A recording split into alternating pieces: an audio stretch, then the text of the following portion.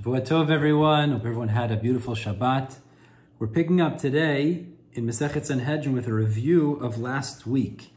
Zat Hashem, we're going to review Zayin, Chet, and Tet. 3 daf tonight. We're going to have 7 sections in tonight's review, Be'ezrat Hashem. And again, as always, our learning should be as a refuah shlema for Yaakov ben Dinah. And we begin towards the top of Zayin Amud Aleph, Upliga Drabi Tanchum Bar Chanilai. That's where we're beginning. Now this first section we're going to start with really is a continuum from the end that we did last week. We had a long Tosefta last week with multiple opinions regarding making pshara, making a compromise in court. We spoke about that extensively last week. But the second opinion really in the Tosefta was Rabbi Elazar, the son of Yosef Glili, who said that it's prohibited to make a pshara. We discussed that. He brought a pasuk that said, Botzea be'erech ne'etz Hashem, which he interpreted to mean that there's a prohibition to make a compromise as a judge. And if you do, it's considered blaspheming Hashem if someone blesses such a person. So the Gemara picks up here, Upliga Drabi Tanchum Bar Chanilai, about 6 lines from the top of the page, 6-7 lines, that this understanding of the verse is arguing an alternative understanding, which is Rabbi Tanchum Bar Chanilai. So Upliga Drabi Tanchum Bar Chanilai, says the Gemara, this argues on an alternative way to learn the verse. This verse of Botzea Be'erech Ne'etz Hashem is only said El Keneged Ma'aseh Egel, referring to the story of the Egel Azahav, the golden calf. Shene'emar, like we find the pasuk tells, Vayar Aharon Vayiven Mizbeach Lefanav. It says that the Jews approached Aharon and they said, we want you to build us a golden calf. And it says he saw and he built an altar in front of him. So the Gemara said, they built the Mizbeach, the Egel, he built the golden calf. So the Gemara says, Mara'a, what was it that Aharon saw that motivated him to engage in this? So the way we interpret the verse is, Vayar Aharon, Vayiven, Aharon saw that they had killed Hur, the son of Miriam, and because they killed Hur, he understood that he would be next in the chopping block if he would refuse. So Amar, he said to them, Ilo Shaman Alehu, he said to himself, if I don't listen to them, Hashta now, Avduli Kid Avdul Bechor, they're going to do the same thing to me as they did to Chur. Umekayim, and then they'll fulfill regarding me the verse in Eicha that says,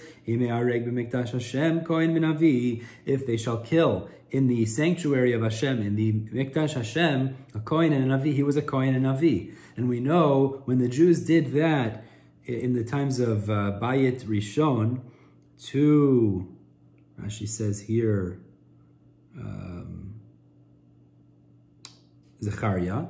So we know what ended up happening is it ultimately preceded and created the Churban. So he said, if they're going to kill me, they'll never have a solution. So it's better that I make the Egel Azahav, because then maybe at least they'll be able to reach some resolution through tshuva. So that's how you read the verse now. Botzea, the one who, if someone, Botzea, this Aharon, who was Botzea, regarding Aharon, who made this pshara, this sort of a compromise in his head, Berach, and someone blesses him, Nietz Hashem, that's considered a blaspheming of Hashem, because it was, even though he seemed to have a very good logic, but at the end of the day, it still was something inappropriate. Continues the Gemara, we learned in the Tosefta, Poter Mayim Reshit Madon, and we use this to teach us that you are allowed to make a pshara, according to the Shita of Rabbi Shimon ben Menasya, if I remember correctly. Yeah. His shita was, the fourth opinion of the Tosefta, that you're allowed to make a pshara. Poter mayim reshit madon, is that you can release the waters in the beginning of the judgment. Means that the idea is that it's only in the beginning when the judges don't know yet what the litigants are saying, or they don't know which direction the court case is going to go, that you're allowed to make a pshara. So the Gemara says, according to the other shitot who say that you could still make a pshara at that point, that's the point. So what would be the drasha of these verses? Poter mayim reshit madon. So the Gemara explains, my darshibe, what would they use it for? Like Rav Hamnuna says, and tchilat dino shel adam nidon, after 120, a person is going to be judged in Shamayim. The first thing he'll be punished for is Ela al Divrei Torah, only on the words of Torah. Poter mayim reshit madon. Mayim, if you released yourself of water, means you didn't engage in Torah study, that's going to be the first punishment to mete it out. Like it says, Poter mayim reshit madon. Rav Huna, Hai Tigra de Maya. Now Rav Huna says another pshat in that pasuk. Hai tigra, damya, excuse me. Hai tigra, dispute, damya litzinor debidka demaya. It's comparable to a channel that overflows its boundaries. Kivan de ravach ravach, once it expands, it widens, it becomes too wide. What that means is when the channel overflows and it creates a new stream, so if you catch it quickly, it can be stopped up and it won't flood the field. But otherwise, it'll get spread and become problematic. So similarly here, Poter mayim reshit madon, it means in the beginning you'd be able to catch it and you can solve if there's some sort of a dispute, some sort of an issue. But otherwise, if you let it grow, that's going to become a machloka that's impossible to stop. Abai Keshisha Amar, Dami Lenoda Leguda de Gamla, that Abai Keshisha said another example of what dispute is like, is it's like the planks of a bridge. Kivan de kam is that in the beginning when they're created, they're a little bit shaky, they're pliable. But once it's established, people have stepped on it already, it becomes established. Similarly with machloket, unless you catch it in the beginning, it could become something heavy set in its motion that's difficult to fix after the fact. Shim'i vishtei sheva zmirot hu siman. The siman for the next sugya. The Gemara is going to go through a series of sayings that people used to say that have sources in the psukim. There was someone who was walking and saying the following: Tuvei deshama va'adish. Praise is somebody who hears people shaming him and he's accustomed to it, but he does not respond. 100 misfortunes pass over him. By not responding, he prevents himself from all kinds of arguments and problems. So Amrli Shmuel Rav Yehuda Kroktiv. This is actually a pasuk. The pasuk tells us Poter mayim reshit madon. The way we explain it is Poter mayim is if he releases the water, meaning he gets involved in these debates. Reshit madon resh me'adini. It's the beginning of 100 litigations or fights. Once you get involved in disputes that people are causing you, it's going to cause you hundreds of issues after the fact. A second incident like this. Somebody was walking and saying, 2 and 3, and the thief is not killed. Meaning he was wondering, it's saying, but people wonder, how is it that the thief was not killed after stealing 2 or 3 times already? So Amar Rabbi Shmuel, Rabbi Yehuda, Shmuel says, Rabbi Yehuda, Kraktiv, it's actually a verse. Pasuk tells us in Amos, Ko Amar Hashem, so says Hashem, Al Shlosha Peshei Yisrael, 3 of the iniquities of the Jewish people, I let it go, but the 4th, Lo Ashivenu, I will not withhold, and I'm going to punish them. Meaning to say is that eventually people's wrongdoings catches up to them. Okay, a third scenario. Somebody was saying the following: Shev biri l'shalmana. A peacemaker could fall in 7 pits and he'll still be saved. V'chada la'avid bish. But 1 pit a person who does bad will fall and he'll be destroyed. Amar le Shmuel Rav Yehuda Kraktiv. There's a verse that alludes to this in Mishlei. It says, 7 times the tzaddik falls and he still gets up. But a rasha, wicked person, falls in 1 and he is destroyed. Okay, 4th example. A person was walking and saying, if somebody leaves the court and his cloak is taken from him, means he was chayav to pay for something. You should sing a song and go on the way. Meaning you should be happy, you should recognize that at least the thievery that I had is given back to the rightful owners. So Amar Shmuel Rav Yehuda Kraktiv, there's a verse in Yitro that tells us this. It says, when he suggested having court system, he says the entire nation will be peaceful in its place. Meaning to say is, even those who are found guilty, they'll ultimately be benefited by having a court system because they won't have thievery in their homes. They'll pay back in the right way like they're supposed to. Fifth example. Somebody was saying, Hi naima v'dikula shafil. The woman is sleeping and the basket of her knitting tools is sagging, it's drooping, meaning it's not doing the work that it's meant to be doing. So Amar Shmuel Rav Yehuda, Shmuel said to Rav Yehuda, Corrective, we have a pasuk that tells us this in Kohelet. It says, "Ba'atzaltayim yimacha mekara v'gomer." Because of laziness, the roof sags, etc. When we don't take responsibility to do the work that we're supposed to, we end up causing the destruction of the items that we're supposed to engage with. 6. Somebody was saying, "Gaver derachitz alei," the person that I relied on him, adja legzize v'kam. He lifted his fist against me and he stood up against me. Somebody that I relied on him beforehand, now he's standing up against me. Amar le Shmuel Rav Yehuda Kraktiv, there's a verse that tells us in Tehillim. David HaMelech says, Gam ish shlomi, the man of my peace, shebatachti bo v'gomer, that I relied on him, etc. Now he's standing up against me. Ahu, a 7th example, Ahu davaka amar va'azil, ki rachimtin hava aziz, they were saying the following. A beautiful thought happens to be, when the love was strong, aputya desafsira shechivan. On the edge of a sword, we could lie together. It means a husband and wife. They could lie together even on the edge of a sword when they had a strong connection. Hashte de lo aziza rachimtin, but now that our love is no longer strong, poryar bashitin garmidi lo sagilan. A bed of 60 amot cannot contain us. So there's verses that support this. What is it? Actually, last week's parasha, this parasha, Truma Tetzava, we had these psukim. We know regarding the Mishkan, HaKadosh Baruch Hu said, Hashem said, I'll speak to you on top of the Aron, on top of the Kaporet. Hashem said he would speak to Moshe Rabbeinu. V'dibarti itcha mi'al HaKaporet, I'd speak to you from on top of the Kaporet. V'tanya, we know Aron Tisha, that the Aron HaKodesh was 9 tvachim. The kaporet tefach, and the kaporet was 1 tefach, harei kanasara. So the entirety of it was only 10 tefachim tall, a small space, and Hashem had this close connection with Moshe, with the Jewish people, because the love was strong. We know in Melachim, Aleph, when it talks about Shlomo HaMelech building the Beit HaMikdash, it says, V'abayit asher bana Melech Shlomo la'Hashem, the house, the first temple that Shlomo built for Hashem, Shishim Amot was 60 amot long, the Esrim Rochbo, 20 amot wide, V'shloshim Amot komato, 30 amot tall. So we know that it was much larger. L'besof, and by the end, when they sinned, Yeshaya Novi says, K'tiv, it says, Koma Hashem Hashemayim Kis'i. Hashem says, the heavens is my throne, V'haaretz Adom Raglai, and the earth is my footstool. Eze bayit asher tivnu li v'gomer. And what is the house that you built for me? I can't live with you because of the sins that you've done. So even though it was a much larger space, Hashem wasn't able to live with us, with His beloved, because we were sinning. Says the Gemara. Now we had said in the Tosefta, Lo taguru mipnei ish.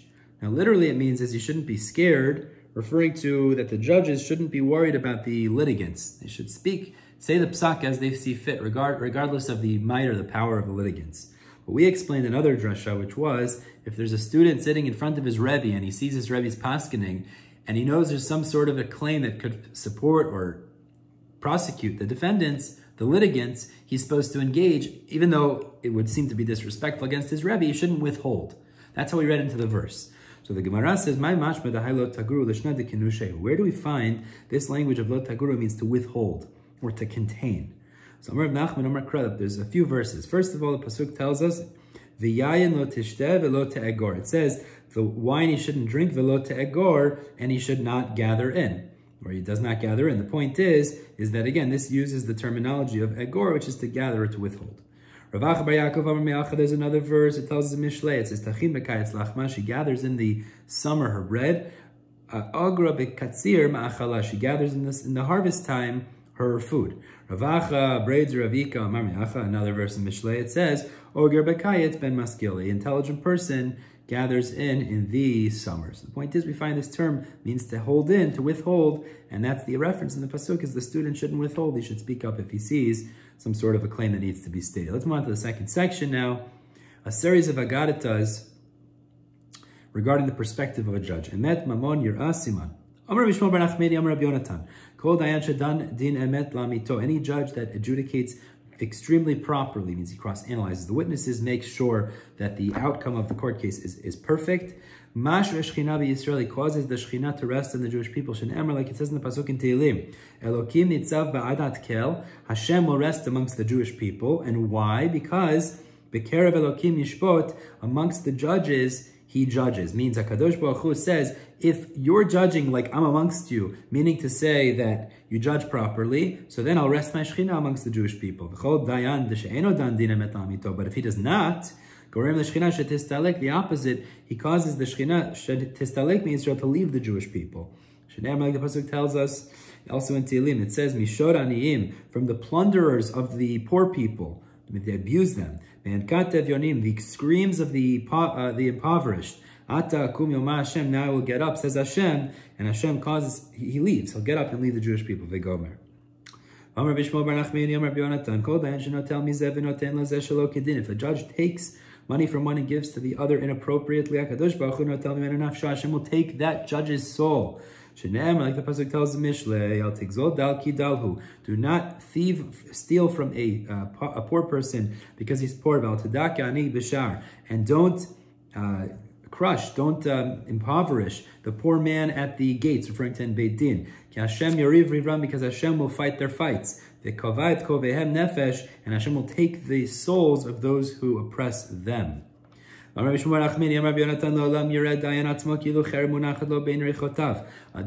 judge should look at himself as if there's a sword lying between his hips. Means he's in a very vulnerable position. And that Gehenom is open under him if he should make the wrong move. Turning to Zayin Amud Bet. Like the pasuk tells us in Shir Hashirim, it says, the bed of Shlomo. This refers to Hashem, his Shekhinah. The bed of Hashem, but it means referring to the Beit HaMikdash. Shishim Giborim Savivla, the Sanhedrin was surrounding it. We know the Sanhedrin was near the Beit HaMikdash. Giborei Israel, from the great ones of Yisrael, the mighty ones, Talmidei Chachamim. All of them were holding swords, learned in battle, means the battle of Torah. A man with a sword on his hip, on his thigh, so that's the reference to having like a sword between your thighs. From the worries of night. What does it mean? They looked at the situation as if Gehenom was open to them, which was comparable to night. Darash Rabbi Yoshia v'itema Rab Nachman bar Yitzchak. My dichtiv, what does it mean in Yirmiyah when it says Beit David koma Hashem, house of David, so says Hashem. Dino laboker mishpat. Judgment for the morning should be justice. V'etzilo gazul miad oshek, and save the stolen, or the one who was stolen from the hand of the thief. The pasuk says is that judgment is like the morning, but is judgment only done in the morning? We don't judge throughout the day. Rather, what it means is, if the judge sees the psak clearly, like the morning, like the sun in the morning, so he should say that's the psak. But if he's not clear about it, al tomrei, you shouldn't say it. This is an alternative, or Yochanan Me'acha, an alternative drasha from the same idea, but a different source. Say, to wisdom, you are my sister. What does it mean? If you understand the judgment is clear, the outcome is clear, like it's so clear to you, just like you know your sister is prohibited for you to have relations with her, it's also clear what the outcome of this case is. So Omrei, then you should say this outcome. Otherwise you shouldn't. If 10 people are adjudicating a case, there is a chain around all of their necks. Means they're responsible if they paskin incorrectly.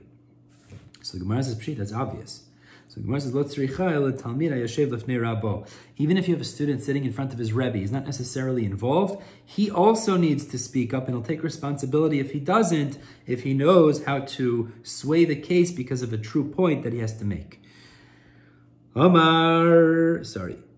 Huna ki hava ata ati ledina. Rav Huna, when he would come to judge a case, when a case would come in front of him to be judged, miknef umayti asara rabana mibei Rav, he would bring 10 rabbis from the yeshiva. Now why? Amari would say, I want you to judge it with me, kehechi delamat yeshiva mekeshura, so that a chip of the beam is received. Meaning to say is, if we adjudicate incorrectly, at least it should be a shared responsibility, not that I get hit only by myself, so that I don't get hit with the entire blame, and rather I get only a part of it as it's shared. Ravashi ki havati trif delekamen. Ravashi, when animal that was suspected of being not kosher because it's a treifa, meaning it has some sort of a damage to an inner organ that might render it a treifa, not kosher. So he would gather all the butchers who are proficient in the laws of treifa, of mata mechasya, and Amrei would say, in order again that we should get a chip of the beam, meaning that we split the responsibility of paskening potentially incorrectly. The Gemara tells us a story. Atar Rav Dimi Amar, when Rav Dimi came, he said, Darash Rav Nachman bar Kohen. Rav Nachman bar Kohen expounded the following verse. What does it mean in the pasuk when it says, Melech b'mishpat ya'amid aretz? A king in justice supports or establishes the earth. V'ish trumot yarsena, but a man who receives trumot, which is a Kohen, will destroy the earth. So what does it mean?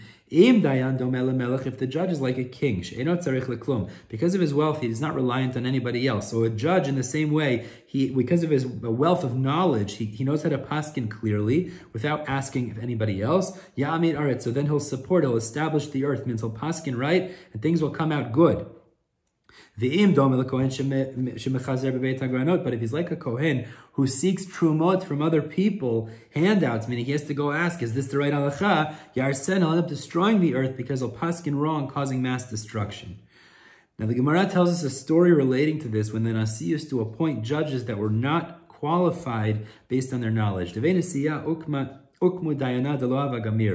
house of the Nasi is to establish judges over the Jews that had not learned thoroughly to really be able to judge properly. So the Nasi said to Rabbi Yehuda bar Nachmani, who was the loudspeaker, he used to broadcast the shiurim of Reish Lakish, stand next to him and he'll say a shiur and you'll broadcast it to everyone, to this unqualified judge. So this Yehuda bar Nachmani bent down next to this newly minted judge, and the judge didn't say anything. He couldn't speak. He didn't know how to darsh. He didn't know anything. So Patach v'amar, so Yehuda bar Nachmani opened up and he said the following, bemoaning the depravity of this situation. He said, Hoy omer, it says, Hoy omer le'etz hekitza. Woe to the one who says to the tree, wake up. Uri la'even domem, or be aroused, or wake up the dumb stone.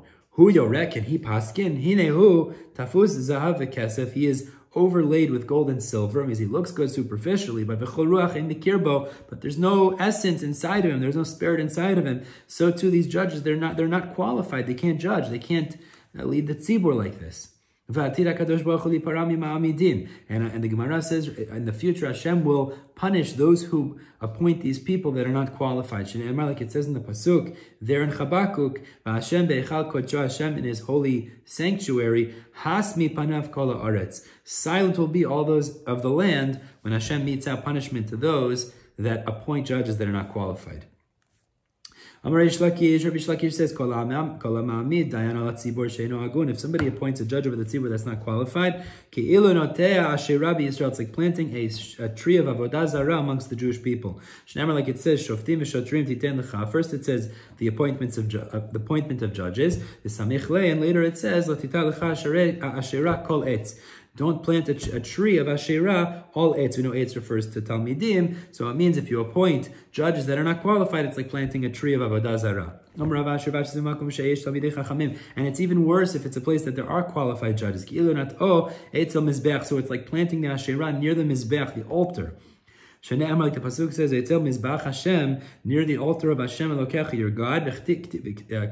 And then this is written in the same context there, so it's like planting it near the altar of Hashem if there's a qualified Talmid Chacham, because you have a better choice and you chose the one that's wrong, and that's even worse. Now, Pasuk says you're not allowed to make gold and silver idols. So the Gemara says, Zahav kesef, Elohei kesef, Elohei zahav, hu delo avdi. You're not allowed to make gold and silver idols. You're allowed to make wooden idols? Of course, that can't be the pshat. So Rav Ashi says the same idea, which is Eloah ba b'shvil kesef, ve'eloah ba b'shvil zav. If a judge was appointed because he paid off the government in order to appoint him with money, so the point is, that's going to be a terrible thing and the punishment will be severe. The Gemara tells us that Rav, when he would go judge, he would say a certain sentence which would keep him humble. Rav ki hava ati, or would remind him of his responsibilities. Rav ki hava ati lebeidin, when Rav would come to judge, Amarachi would say the following, Birut nafshei lektal nafik. By desire of his soul, he's referring to himself, he goes out to be killed. Meaning to say is, now that I'm going to judge, I might judge improperly, and then I'll be liable to be killed. And he's not even engaged in fulfilling the wills of his own household, he's too busy judging the Jewish people. And he goes back to his house empty-handed because he didn't get paid to be a judge. He might have gotten paid because of not being engaged in other labor. It's called schar batala, but you don't actually get paid for the judgment itself. So this was a underpaid and overworked job. Levi, he said, I hope that my returning should be like my leaving. It means when I leave, I left my house this morning, I hadn't yet sinned. And hopefully I paskin correctly, I don't end up sinning in my adjudication today. And when he would see a large group of people following after him to follow the Chacham, Amari would say, he would say the Pasuk in Iyov that says, if the greatness ascends to the heaven, nonetheless, like excrement for eternity he'll be destroyed. So as to say, no matter how great my reputation is or my greatness in this world seems to be, you have to stay in check. Gemara tells a similar idea. When they would carry Mar Zutra Chasida to his place on the Shabbat, 30 days before the festival, where he would expound the halachot, so he would be given honor. So Amarchi would say the following. Pasuk tells the Mishlei, Ki lo le'olam choseh, not forever will be as well. Ve'im nezer l'dor vador, will the crown last forever? The same idea. Darash Bar Kapara expounded, moving on to the third section of the day now. Bar Kapara taught us the following. Minaha milta de Amarabanan. Where do we know? Now it's a series of halachot about judges. Where do we know the idea that the rabbis say in Pirkei Avot, Hevu mitunim badin, they should be patient in judgment, not to administer the outcome quickly, without thought, but rather take your time to come to the right clarification. Like it says in the Pasuk, don't descend to the Mizbeach on steps. So the Mefarshim explain it means because you could walk up to the Mizbeach on steps, it would be with much quicker and swiftly, stronger force. Instead, there's a ramp which causes you to go slower, the samichle, and then it says after, ve'ela mishpatim, a reference to the judges, judgment has to be meted out with patience, not quickly. How do we know judges shouldn't step on the heads of the Jewish people? Literally it means, but it means he should not have them all stand up or move over so he could get to his spot.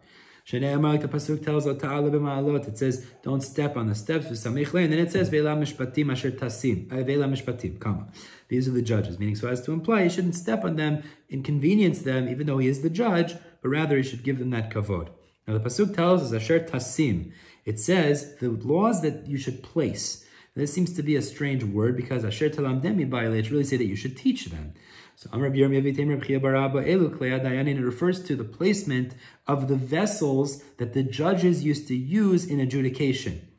Rav Huna when Rav Huna would go out to judge, Amarachi would say the following, and this is referring to those vessels.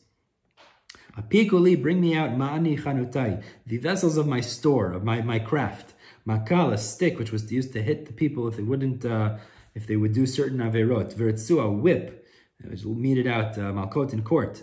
The shofra v'sandala, the shofar which they would blow when they would put somebody in cherem, in a shamta. And sandala, the shoe that was used for chalitza. So that's what it means. That's what it means. Tasim is they should have near them these vessels used in adjudication. And the pasuk tells, "Vatzavet shoftechem ba'itayah," I will command your judge at that time. The word tzav is a lashon of ziruz, of alacrity, of motivation. So Rabbi Yochanan keneged makal ratzua tehezariz. Regarding these vessels, you should be with energy. Rashi explains it means is that you should put awe of the tzibur on the tzibur should have awe of the judges, but l'shem shamayim, you should use these vessels in that way. Continues the Gemara. Shamoa ben achichem ushvatetem. The Pasuk tells regarding the judges that you should hear between brothers and judge them. So, Amar B'chanina Azara lebeit din shelo yishama divrei baldin kodem sheyavo baldin chavero. Means that the court should not listen to one litigant before the other litigant is also there, because it could sway the outcome as they become influenced by the first opinion without the other one being able to contradict it. And also v'azara lebaldin shelo yatim devarav l'dayan kodem sheyavo baldin chavero. It's also a warning against the litigant not to speak up about his case before the other litigant arrives. Karibe nami shamea ben achachem, because the verse cannot just be read shamoa, but also shamea, he shall not make heard between brothers, meaning you can't talk until the other litigant comes. Rav Kana said the same drashot, but from a different verse. It says melotisa. It says do not, as the lotisa is in referring to the judges, is that they shouldn't listen to the litigants, but also lotasi is that you shouldn't also make it heard in the sense that you would tell the judges your side of the story before the other litigant shows up in court. Yeah. Okay.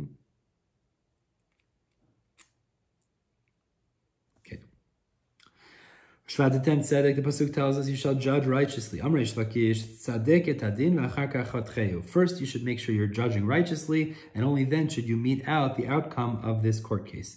Beinishu ben achiv, it says between man and his brothers. Amrei Yehuda afilu bein bayit la'aliyah. Even if there's some sort of a dispute in terms of dividing up Yerusha, you have a lower story and an upper story. You can't just split it up like that. It has to be divided up based on the monetary value, and therefore it will be done properly. Ben Gero, what does that teach us? Gero is a reference to the vessels used in a house. Rabbi Yehuda, even if you have an oven and a double stove, so the oven's more expensive, don't just split it up like that. Make sure it's monetarily distributed properly.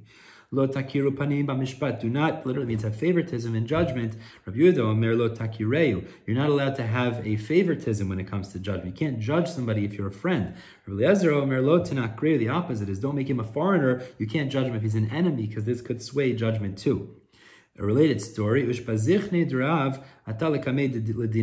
certain person who used to host Rav in his house came in front of Rav for judgment. So Amar lo, so this fellow said to Rav,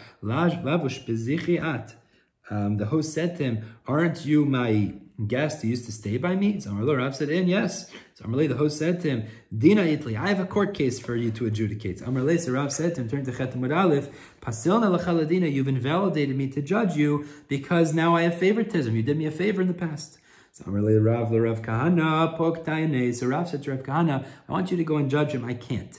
So Chazia the Havaka guys, Rav Kahana saw that the host was gloating. He seemed very confident that because of Rav, he'd be successful. So Amar le, Rav Kahana said to him, eat zaita l'zaita. If you listen to the outcome of the court case, you'll listen. Ve'ilo, and if not, mafikna lecha Rav mionech. I'm going to take Rav out of your ears, which means to say is that he's not going to assist you ultimately, because or your strength, either way. But the point is, it's going to be adjudicated properly, regardless of your favors that you did for Rav.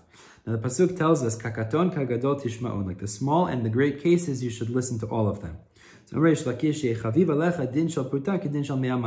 judges have to value the court case of one pruta like 100 mana. For what halacha? If it means umifsike, if it means for how analytical they have to be and take it seriously, pshita, that's obvious. Ella la'akdume, it means if it comes first into court and it's a small case versus a large monetary case later, you still have to deal with the small case first as it arrived first. And the pasuk tells us, lo taguru mipnei ish. We had this earlier. Don't be fearful of any person. Amar Bichanan al tachnis dvarecha mipnei ish, is that a student shouldn't withhold saying, if he needs to, in front of his Rebbe, some sort of a claim for one of the litigants if it's necessary. It says justice is for Hashem. What does it mean? Hashem says, not only do judges, if they do wrong, they take money from one and give to the other improperly, but what they also bother me to do is to return the money to its original place. So it's like you're bothering me, because now I have to figure out how the person gets back the money that he's deserving. Let's move on now to the fourth section. Pasuk tells us, Moshe Rabbeinu told the other judges, the lower judges, whatever you struggle with, you'll bring to me and I'll be able to judge that. Because Moshe said this, and it seems like he was acting in a slight bal ga'ava, a little bit of a haughty way, he was punished. And Emor, later, when the daughters of Tzlafchad approached asking for land in Israel, Moshe had to bring their matter in front of Hashem, meaning that he didn't know the answer. And ultimately, this halacha of nachala in Israel, of inheritance, was taught not through him, but through those girls. That was a punishment for him. Nachman says, but that doesn't make sense. He didn't say in the verse, bring it to me and I'll make it known to you, which would have been some sort of a negative connotation. I'll hear it. What did he mean to say? If I know it, I know it. And if not, I'll go and learn it. Meaning the point is, it wasn't ga'ava what he said. It was very appropriate to say, if I know, I'll help you. If I don't know, I'll ask Hashem, I'll figure it out. So Ella, the Gemara says, really, he was not at fault. He didn't do anything wrong in terms of what he told the lower judges. But rather, the daughters of Tzlafchad merited because they loved Israel, as the Rishonim speak out over here, and therefore that parsha of Nachalot was taught through them. Ella Kedetanya Re'uya parsha Nachalot Shetikatev Al Yedei Moshe Rabbeinu. Really, this parasha should have been written through Moshe Rabbeinu. But the daughters of Tzlafchad merited that it should be written through them. And similarly, the parasha of the one who gathered in wood and was killed through skila should have been written through Moshe Rabbeinu. But since this Mikoshesh gathered wood on Shabbat and made himself chayav mita, the chidush of skila, that he gets the death of skila, was written through him. That a person who is liable has other punishments meted out against him, that Hashem rolls over liability on a liable person, on a person who's done negative things, v'zchut al yidei zakai, and merits through a person who is meritorious. Now, one verse says, it says, Hashem says, I'll command your judges at that time. The other verse says, I'll command you, the tzibur, at that time. And the second verse about commanding the tzibur is to teach us that tzibur has to have awe of the judges, respect. But the first verse about the judges, the judges also have to have patience and tolerate the public. How much patience do they have to have? Amar Bichanan v'item Rabbi Shabtai, we find Moshe Rabbeinu himself says, like a nursemaid takes care or carries a nursing child, that's what the judges are responsible to deal with the tzibur with such tolerance. Now, contradiction. First, the verse tells us that you will bring the Jewish people, which implies that Yoshua ben Nun was to lead with the Sanhedrin, with the judges assisting. But he was one of the people. The other verse says, you will bring them as the overseeing leader. You'll be the director. So Rabbi Yochanan Amar lo Moshe Yoshua. First Moshe said to Yoshua, you will lead together with this kinim in the generation, the elders. Hashem said, no, that's not the way it goes. Take a stick and hit them on the head. There's one leader in a generation, not two leaders. You have to lead by force as the leader, not with the Sanhedrin, just one of the people. Moving on to the fifth section of the day. Let's see. Sorry, this is still the fourth. The fifth section now. Tana. The Braita teaches, and this references back to the Mishnah, we said different things that require 3 judges. So the Braita adds, Zimun bishlosha, Zimun requires 3. Now what is Zimun? My Zimun, it's the simple pshat, Ilema Birkata Zimun, it means for Birkata Mazon, in order to gather together the bracha, make a Zimun, you need 3 people. Maybe that's what it means. The problem is, Vatani, we have a Braita that says Zimun, Birkat Zimun bishlosha, it separates them, it says Zimun and Birkat Zimun in a second Braita. So these seem to be different things. Maybe you'll say, the second part is explaining what's the first part. My Zimun. What is Zimun? Birkat Zimun. But really it's the same thing. The problem is, Vatani, but the third Braita says, Zimun bishlosha, Birkat Zimun bishlosha. It separates them. Clearly they're 2 different things. Elamai Zimun. What is Zimun? Referred to as Mun Eladin. It means when the court would send a summons with the shliach of the court, he had to summon the person being summoned in the name of the 3 judges. And if he didn't, they couldn't put that fellow in cherem if he wouldn't listen.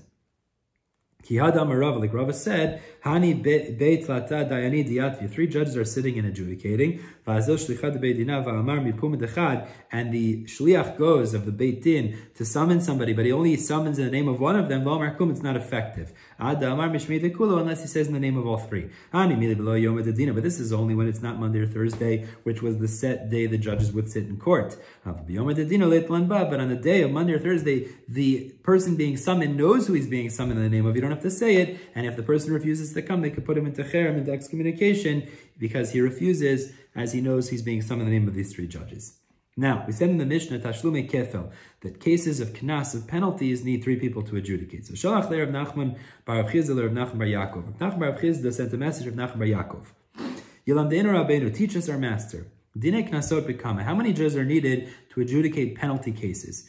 So what was the shaila that he was asking? What was his question? We learned in our Mishnah, these are penalties, and it says 3 clearly. What he was wondering was, if a one judge, but he has smicha, he's a mumche, he's professional, could he judge penalties? Could he judge penalties? Or was he not allowed? So Amar Lei, Rav Nachman bar Yitzchak says, Tani Tua. We actually learned, Nachman bar Yaakov, he says, we learned in our Mishnah. What does it say in our Mishnah? Tashlume kef v'tashlume arba v'chamisha. These are cases of penalties. Bishlosha, they require 3 judges. So my shlosha, now what does it mean 3 judges? Ilem shlosha yotot, it means 3 ordinary judges, not with smicha. Ha'amar avu avuch. But he said, the father of your father, means the father of Rav Chizda, Mishmei the Rav, in the name of Rav said, Afilo asara, even if you have 10 people, v'hena yotot, but they're ordinary judges, they're not musmachim, they're not mumchim. Afilo asara v'heina jyotot, but they're just simpletons. Psulin l'dinei knasot, they're not allowed to judge penalty cases. L'mumchin, it must be when the Mishnah says 3, it means professional judge. V'kamar shloshan, you see it's 3, so you can't use just 1, it's not sufficient. Moving on to the sixth section of the day, this is going to be the bulk of the rest of the time we're going to learn. We're going to now focus in on this machloket about Motzi Shemra. If you need 3 judges or 23 judges, let's get started. We have 8 different ways of explaining this machloket. That Motzi Shemra, when the husband casts allegations against his wife, she was not a betula. You need 23 people to adjudicate that, not just 3. Asks the Gemara, what do the Chachamim mean when they say you need 23 because similar cases have 23 judges? In the end of the day, if he doesn't have witnesses here, so even if there could be a capital case if he brought witnesses, you don't have witnesses here. So this is a monetary case. So why do you need 23? So the first pshat is Ula. Amar Ula, are we concerned that the rumor will spread and then maybe witnesses who did see will show up in court, turning this into a capital case? Rabbi Meir is not worried about that. Rabbanan say we are concerned, so we start off with 23 because this may turn into a capital case. Rav says the second explanation of the machloket. And everybody's not concerned about las. The machloket is, are we concerned about the honor of the original judges? What are we talking about here? What happened was the husband said he had witnesses who claimed they saw her being mizana during the Kiddushin period, and therefore they gathered 23 judges. The Ivdar, but then those witnesses didn't show up, so the court started to disperse. So the husband said, Dainu li mia, but at least adjudicate for me, dinei mamonot, a monetary case, meaning to say is that at least it's monetary. So now Reb Meir says, yeah, it's monetary, only 3 judges. The Chachamim say, in honor of those judges already gathered, they should stay 23 and not send those original judges home. Turn to Chetamud Bet. Meitaveh, the Gemara asks the question against Ula. The Chachamim in the Braita say, Tavu Mamon, if the husband's only claiming a monetary case, Bishlosha, so they need 3. But if he's claiming a capital case, you need 23. Understandable according to Rav, Tavu Mamon. What does that refer to? It says Tavu Mamon Tchila. It means a normal case. In a regular situation, Rava explained, is that we're not concerned about laws according to Rava, and therefore we don't have to be worried. So if it's a regular case without witnesses that are in court, you only need 3 judges, even according to the Chachamim. Tavu nefashot, what is that referring to? Tchila, it means even if initially he said that he had witnesses and they brought the 23 together, so the Chachamim would say, now that you have them together, afilu mamon, now that's, even though it's only monetary now because there weren't any witnesses, be'esrim mishlosha, you should still have 23 because of the honor of the original one. So according to Rava, this Braita works good with the Chachamim. According to Ula, from the onset, the Chachamim were worried about lazit spreading, and then maybe it would turn into a capital case. You should always need 23. So Rava answered for Ula. He said, I in the line of the group answered this for Ula. Umanu, who is that? Rabbi Chia bar Oven. So we say like this, what are we talking about here? Originally, the husband brought witnesses that she was mizana, so it's a capital case. And the father of the bride brought witnesses, and he was mazim those witnesses of the husband, so they fell away. So now what happened is like this, he ruined those witnesses. So now, and the way the Rishonim speak this out is, and it was only 3 people there in the beginning. You really only had 3 people. Sorry, that's how the Rishonim say it has to be. So what happens is now, baligvot mamon mi baal, when the father is coming to claim money from forget about what I just said, meaning it doesn't make a difference, there was 23 or not, but when the father is coming to claim money from the husband now, that there's 100 shekel that he has to pay in for his false allegations, that's what the Chachamim mean, Bishlosha, that they have to pay they have to be adjudicated in front of 3, because that's a pure monetary case, it's not the same as the original case. But if it's a case with nefashot, means even if there's no witnesses now, we have to suspect perhaps because of laws, according to Ula, that it'll become a capital case, so you'll need 23 from the onset. But over here, where he ruined himself already, he negated his witnesses because they were edim zomamin, so we don't have to be worried about that anymore, and you could only have 3 judges. And therefore, in such a scenario, the father will claim the money from the husband in front of 3 judges. That's the point. Now, Abai Yamar Abai is the third answer, a third way to explain this machloket. Everybody holds we're worried about las. And you're also worried about the honor of the originals. This is where the Rishonim speak this out. What are we dealing with here? The witnesses only warned the woman in a general way that you'll be chayav mita if you're mezanin now, but didn't say you'll be chayav skila. V'hai tanu hudetani, and it's in machloket based on the following braita. V'shar kol chayav mitot shebetorah. Most cases of chayav mitot in the Torah, en me mitinotam ela be'edah. First of all, you can only adjudicate when there's 23 judges. Ve'edim, you also need witnesses. V'hatra'an, there has to be warning. V'ad she'odi'uhu shu chayav mita be'beitin. It also has to be that the perpetrator was warned, you'll be chayav mita in court. That's the chachamim. The chachamim hold it's sufficient to say you'll be chayav mita in court, and then they can be killed, whatever that mita is. Rabbi Yehuda says, this is Rameir's position, they have to be informed of which death they're going to be killed with, and therefore, if they're not informed of it, they're just warned that they're going to die in general, it's not a capital case because those witnesses are not sufficient, which is why you only need 3 judges and not 23.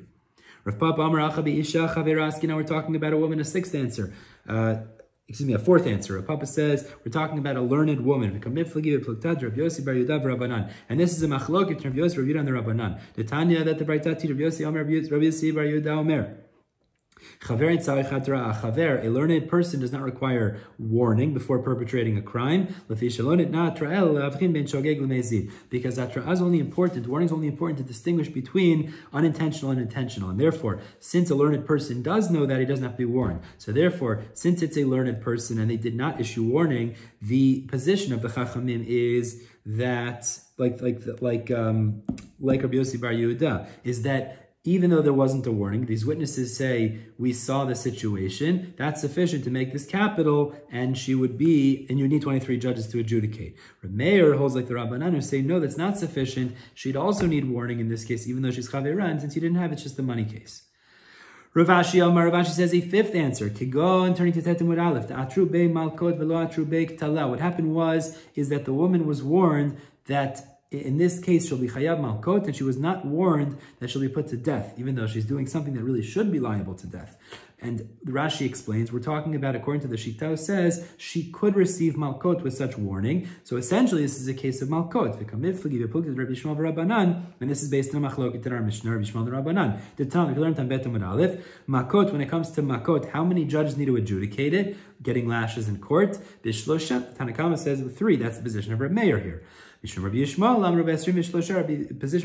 is 23, which is the Chachamim would say you need 23 to adjudicate this case. Ravina says a 6th answer.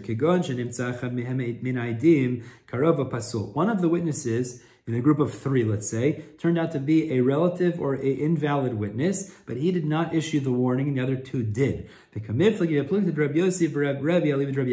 a machloket Tanaim, Rabbi Yossi, Rabbi, within the position of Rabbi Akiva. It's not like the Mishnah Makot tells. Rabbi Akiva says, Lo bashlishi el lahachmir lav la'asot dino kiyotz ve'elu. The pasuk of 2 and 3, when it says 2 witnesses and 3 witnesses, it compares them to tell us that the 3 are punished just like the 2, which is to say is that the 3rd person can't say, since, when he's an Eid Zomim, since the first 2 would have caused the punishment to be meted out against the litigant, the defendant, I shouldn't be punished for my assistance in this false testimony, but rather the 3rd one's also punished, just like 2 are punished when it's a group of 2.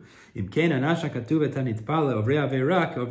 if the people who assist in Averot are punished like the people who do the Averot themselves, certainly HaKadosh Baruch Hu will give reward to those who support mitzvot, like those who are engaging actively in mitzvot. But this is the second pshat, which is really, we're going to focus in on. And just as in a group of 2, if one turns out to be an invalid witness, the entire group is thrown out. So too, if one of 3 is invalid in the same group, the entire group is thrown out. How do we know even if it's 100 and 1 is invalid, the entire group is thrown out? And the extra edim, it says, it's 1 extra one to teach us the entire group is negated no matter how many people there are if one is pasul. Now on this, Amar Rav Yossi commented, when is it true that the invalidity of one will negate the entire group is by capital cases? But if it's a monetary case, the remaining 2 that are kosher could remain by themselves and still testify, and it's not entirely thrown out. Rebbe argues, Rebbe says, first of all, he says, it's the same with monetary cases, that it negates the whole group if one is invalid. But this is the point that we're going to focus in on.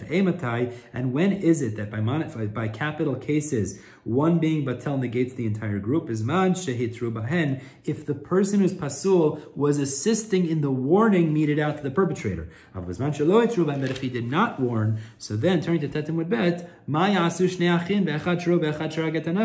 what would be done if two brothers happened to be standing and a third person was there who saw someone kill another? It would automatically negate all of them if it wouldn't be necessary for warning to be meted out to be part of the group. It must be warning is necessary, otherwise not part of the group. And therefore, one of the brothers would warn, the other would warn as well. And that would be a fair group. But the point that we're making here is, according to Rebbe, it's integral to say warning to be part of the group. Therefore, in this scenario where the person who is pasul didn't mete out the warning, that this group it's maintained as it is now. And what's going to end up happening is, the Chachamim say this is a capital case. You need a Jew case 23. But Rameir holds like the first opinion, which is Rabbi Yossi, which we're understanding is arguing on Rebbe, even though Lamaisa Tosafot says not true. But Rabbi Yossi holds that it would negate the entire group, even if it does not issue warning.